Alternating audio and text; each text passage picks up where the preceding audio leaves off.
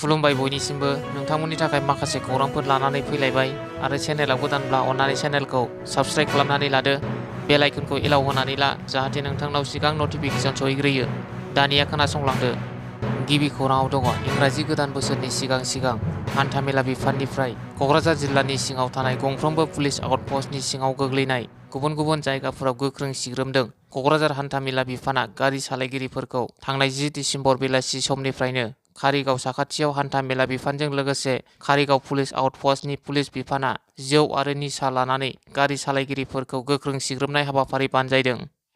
नैथि खौराङाव दङ United फराम of एक्स-एन-डि-एफ-बि नि चिराङाव खौरांगिरि मेल। थांनाय माखासे सान सिगां खौरां बिजोङाव रुजुगोरा मोसाहारिया आसाम आयेन आफादनि बुंथिगिरि बिस्वजित दैमारिखौ गावनि राजखान्थि मुलाम्फानि थाखाय बारग' एन-डि-एफ-बि नि थाखाय हाबसनना खामानि मावदों होनना बुंनायखौ लाना गोख्रों फिनजाथाय होदों। इउनाइटेड फराम अफ एक्स-एन-डि-एफ-बि आफादा बारग' एन-डि-एफ-बि नि खामानि मावना होनाया गासै दैदेनगिरिनि खामानि। बे खामानि मावनायखौ सोंखारिनो रावहाबो मोन्थाइ गैया।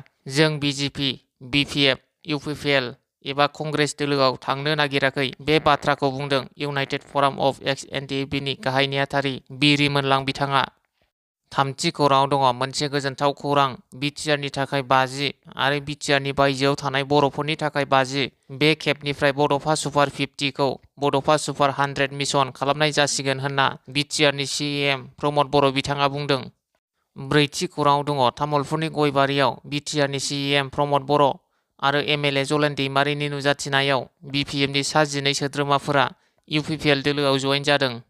बाथि खौराङाव दङ खुंगा 31थि बोसोरारि जथुम्मा खुंफुंनो कुमारिघाटा बियाब बाथौ गौथुमा साखाफारा। तामुलपुरनि सेसाफानि जथाइ बाथौ थानसालियाव कुमारिघाटा बियाब बाथौ गौथुमनि 31थि बोसोरारि जथुम्माखौ खुंनो थि खालामदों। बे जथुम्माया दिसेम्बर दाननि 20, 21 आरो 22 अक्ट'खालि सानथामनि मेहेरगोनां हाबाफारिजों गाजा गोमजायै खुंफुंनो जानजि खाफ्रादों सेसाफानि ओनसोलनि रायजो राजाफोरा।